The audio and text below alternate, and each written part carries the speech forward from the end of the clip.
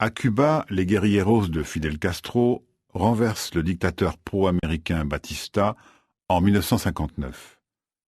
La nationalisation d'avoirs étrangers irrite les États-Unis et dès 1960, l'île se rapproche de l'Union soviétique, ce qui sert de prétexte à une tentative de débarquement organisée par la CIA.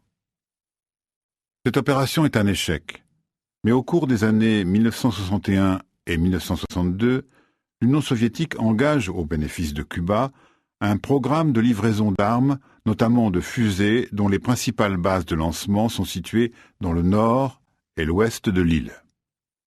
Cuba ne se trouve qu'à 170 km des côtes de la Floride, et les fusées les plus puissantes ont une portée de 4000 km. Elles menacent ainsi la presque totalité du territoire américain.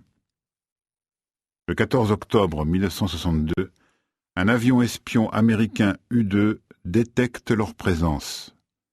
Le 22, après une semaine de réflexion, le président John Kennedy révèle dans un discours télévisé à la nation l'existence des rampes de lancement de missiles.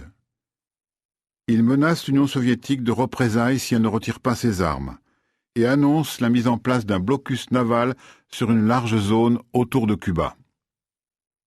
Le 23 octobre, Nikita Khrouchtchev, le premier secrétaire du Parti communiste de l'Union soviétique, ordonne aux navires soviétiques qui font route vers Cuba de poursuivre leur route. Le 24 octobre, 4 sous-marins soviétiques sont à l'intérieur même de la zone de quarantaine. 2 nouveaux navires arrivent à leur tour, mais Khrouchtchev leur demande de ne pas forcer le passage. Au cours des journées des 26 et 27 octobre, la tension est extrême et le monde est au bord d'une guerre nucléaire. Sur mer, la marine américaine pourchasse les sous-marins soviétiques obligés de remonter en surface.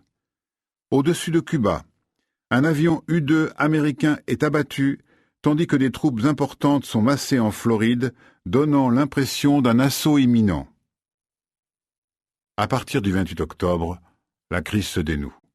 Khrouchtchev sur Radio Moscou donne l'ordre aux navires proches de la zone du blocus de faire demi-tour.